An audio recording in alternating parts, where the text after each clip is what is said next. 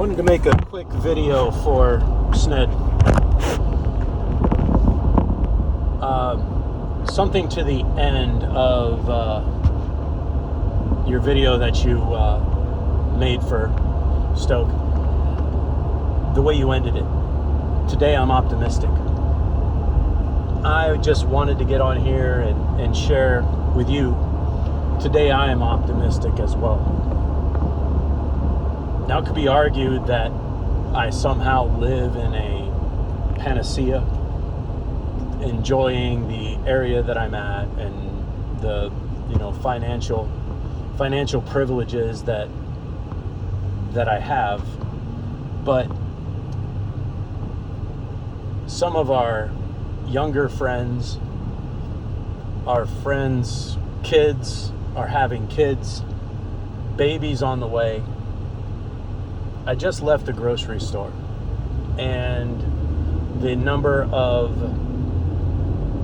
women with their kids shopping in the middle of the day on what I'm assuming could potentially, and I don't know for sure, but could potentially be a single family household, people making that work.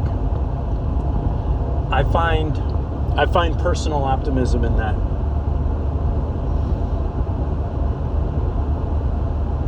So I wanted to share that with you. And I will say that my friends here in our group have played a key role in giving me reasons for looking up, even out of darkness on occasion. Speaking to falling for a trap, politics here in the United States right now, whether it's an algorithm that does it or a fly in the ointment that the nation's enemies can do. I experienced this directly over the last few days. We bought some strawberries last weekend, and it was either yesterday morning or the day before. Might have been yesterday morning. My wife says, we can't eat them strawberries, we got to make jam or something out of them. And she sent a text message to our family, don't eat the strawberries. I said, what's going on? And apparently there's some sort of a bug that happens to be in the strawberries. And so I politely asked, gently, honestly, I asked gently, where did you hear about the bug in the strawberries? Normally, when there's some sort of an alert, the grocery store has a small sign up.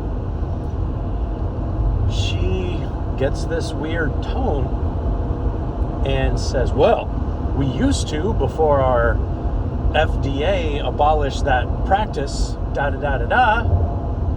And so I said, where did you find out about it? And she kind of gets a little quiet at that point, says, social media. The TikTok? And she's like, yeah, but those people are experts, and understand too, my wife's an expert in her field, and maybe this whole thing is true, but it's interesting that we're taking this turn with the conversation, because a question is, how much does it really take to sort of nudge a person in a general direction? Or when those things are coming from a trusted source. So a Joe Rogan podcast, like something you really, really love. Well, Joe Rogan says you need a bunch of vitamin fucking D. Oh man, I trust Joe Rogan. I listen to him all the time. He must be right about vitamin D. Not that he's not right about vitamin D. Please misunderstand. Not that there's anything with vitamin D, but what are we falling for sometimes? Enjoying the conversate, and I would like to, in closing, hope that, no, I'm sure of that. This comes from a good place of Stoke's heart and of my heart, where we want the best for our children. We want the best for the young people that will go on after us. And I'm for sure we can all agree on that. Hell, maybe even the Marxists.